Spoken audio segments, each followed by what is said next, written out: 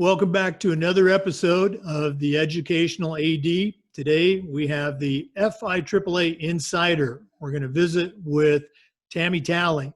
Tammie's a certified master athletic administrator, and she is the district AD for Duval County Schools here in Florida. Tammie, how's it going? It's going great, Jake. Thanks for having me. Absolutely. I know you're super busy. There's no summers off for athletic directors, so we're going to jump right into it. Tammie, share with our listeners kind of your 5-minute bio, where you grew up, where you went to school, give them a chance to get to know you. Very good.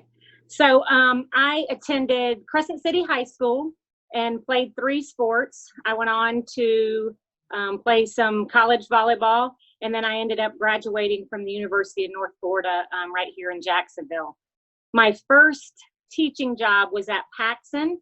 I coached volleyball there. In my first year, I was lucky enough to be the assistant athletic director.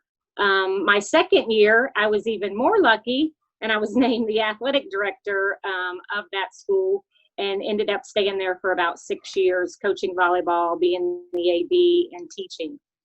In 1998, I transferred to Mandarin High School, where I was the volleyball coach, girls flag football coach, and I was the athletic director there for 14 years.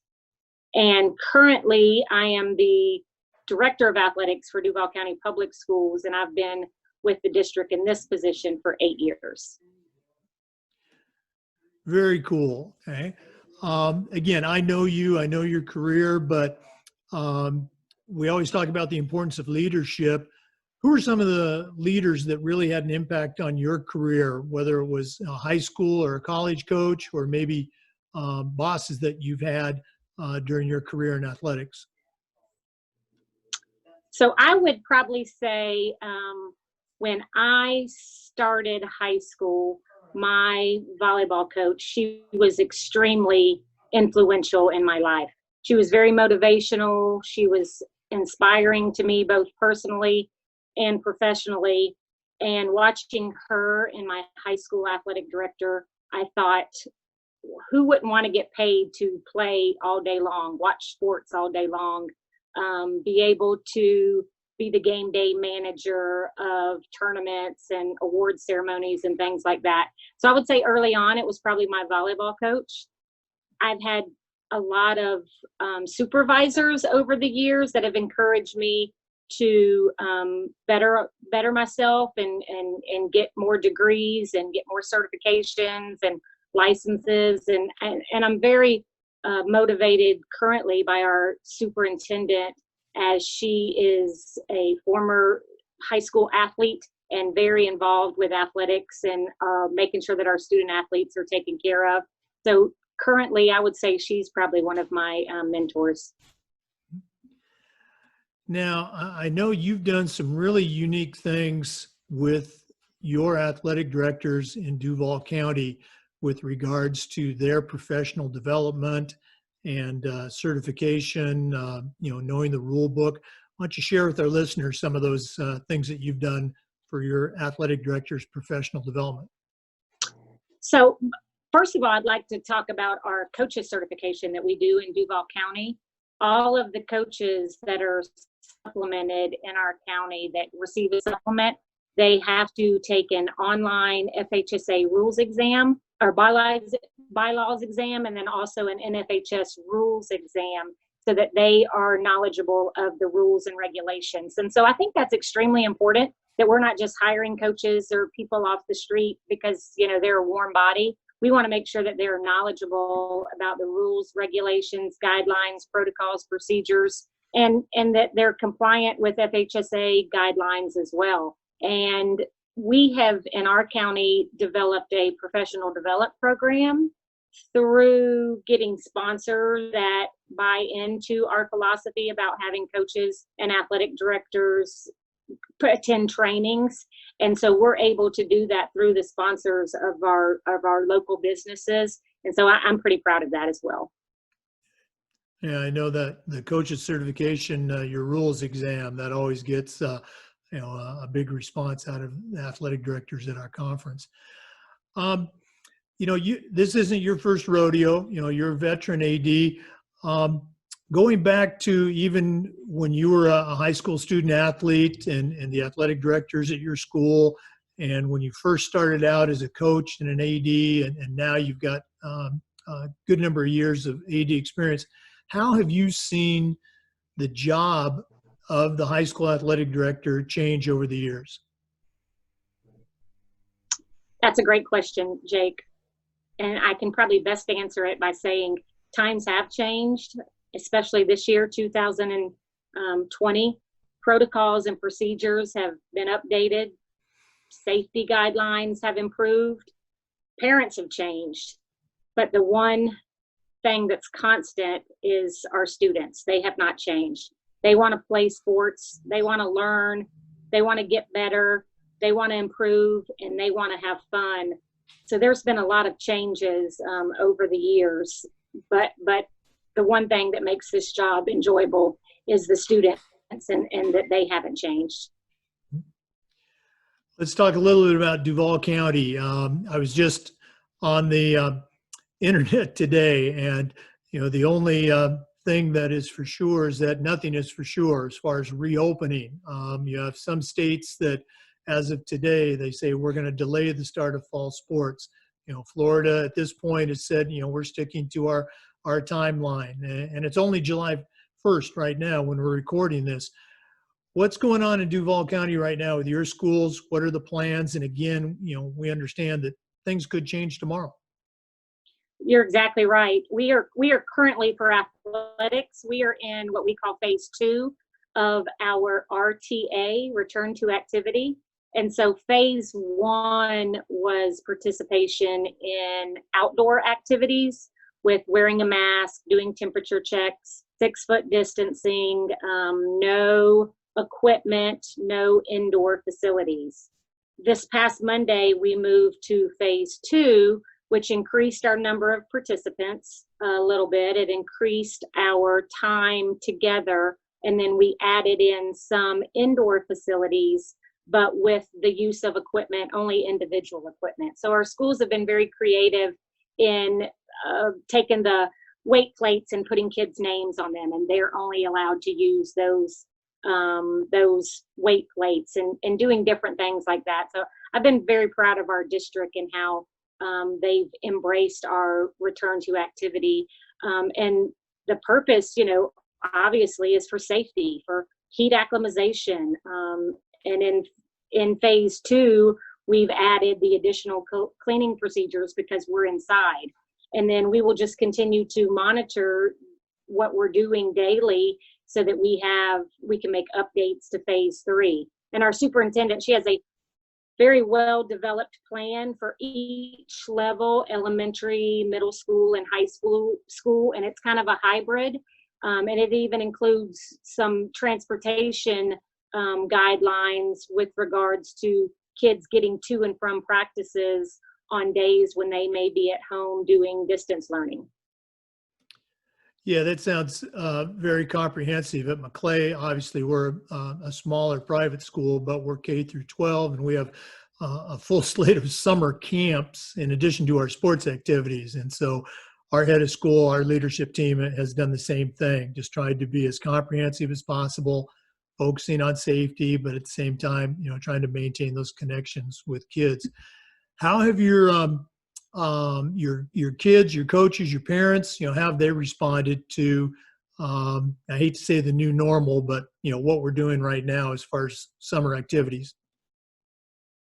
Well, initially, I think everybody was just so excited to get back to work, especially our coaches, but our parents and our student athletes as well. They were very excited. And then I believe when they saw the plan and how strict it was, they were kind of scratching their head a little bit like, really, we're going to put all of these, protocols in place, and how are we going to manage all of this? And then when they saw that we were really putting the safety of our student athletes and our coaches first, by doing some innovative things with regards to trying to keep the area safe and our athletes safe, we developed what's called it's a QR code and we do it for attendance, and we did it for the questionnaire. So as the kids come in, they took their phone, they scanned the QR code, and they were able to answer the questions. That way we weren't exchanging papers and pens and people touching all of that stuff. And that was also how we did our attendance. And one of my athletic directors here in town, he actually started that a couple of years ago, because like at a girls flag football tryout, he would have 120, 150 kids, and he was trying to figure out how to manage all of that, make sure that he knew everybody that was there and who had the paperwork. And so we just extended that QR code attendance to our questionnaire. And so I think it's been embraced by our entire county, including our community, parents, and our coaches as well. That's great to hear. Yeah, we've been very blessed too. It doesn't seem like it was 3 months ago that we started this new idea of distance learning and working virtually. What are some of the things that you've seen since the advent of this with our working remotely? What have been some challenges? What have been some good things that have developed? I would say definitely some of the benefits have been time for professional development. We can now perfect our craft through trainings, webinars, hopefully reading some books, attending some virtual conferences, and then reviewing the updates from the FACA, the FHSAA, as well as the FIAAA. Some challenges, probably just learning the new normal, not being face-to-face or having that human interaction. And I would probably say for our coaches, the fear of our student athletes, the kids being out of shape from, not being outside and doing their workouts and things like that. Let's go and again, stay on, maybe events from this summer. Certainly the current, social issues that, we're seeing about and being involved with have had an impact and will continue to have an impact on athletics here in Florida. What are some things that you've done or maybe going to do with your district? What are some things that we all can do as athletic administrators regarding these current social issues? Well, probably the first thing that I would talk about with regards how we can do better would be, and tying it into sports, would be our sportsmanship in athletics. And with our student athletes, I think it's important that we are teaching them to love everybody, and because everybody has differences and we should be kind to our teammates as well as our opponents. And that's just embracing diversity. And I think we do it very well, I think, in athletics. And if everybody could follow suit, I think the world would be a better place. I think it's important for our student athletes to understand social media and how they need to be professional when they are posting stuff on the World Wide Web for everybody to see, and understanding that negative comments or any negativity impacts their recruiting process, possibly pending scholarships or even future employment. And so I think it's important that we teach that. I think we all could do better as, adults, administrators, coaches, but definitely making sure that our student athletes understand social media. And then probably safety. I saved the best for last. I meant safety should be the first and foremost, but educating our coaches and our student athletes and our parents, making sure that they understand prevention for athletic injuries, that they know the state laws like the newly enacted Zach Martin Act, which started today with regards to heat and hydration, and then just knowledge about concussions and sudden cardiac arrest and all of those things that are important that we need to stay on top of, and that we could all do better making sure that we're knowledgeable about all of those things. Okay, so great stuff there. Let's make it, I'll throw an easy one at you. What's your favorite part of the job? You know, what, really gets you going? I know we always say it's the kids, but give me some specifics. What are some favorite things of yours during your day at Duval County? Well, I would say probably as a high school athletic director and coach, it was a relationship with kids. But now that I'm in the district office, those relationships are different now because I don't have the daily interaction with students like I did when I was a teacher or when I was a coach. But definitely building relationships with middle and high school athletic directors, with the principals and our administration, and feeling like knowing the issues that I had as a high school athletic director and being able to make a difference on a larger level working in the district. We're all only as good as the people that we are surrounded by. And so I have a very good support system from my athletic directors on the middle school level, the high school level, as well as the principals. So that's probably a really fun part of my job, is being able to build those relationships with the grown-ups and making Duval County better because of it. Okay. Looking at the other side of athletic administration, share, a challenging moment that you had. It might have been with a kid, it might have been with a parent or a coach, but something that maybe caught you off guard that you had to deal with, and again had a positive resolution. I would probably say parents and interpretation of maybe certain rules, regulations, and making it work for their kid when we try to implement policies and procedures that cover the entire district. So, for example, we had a situation one time where, so our middle school constitution states that student athletes are eligible when report cards are issued. And so on the day that they're issued, a student athlete in middle school can become eligible or ineligible.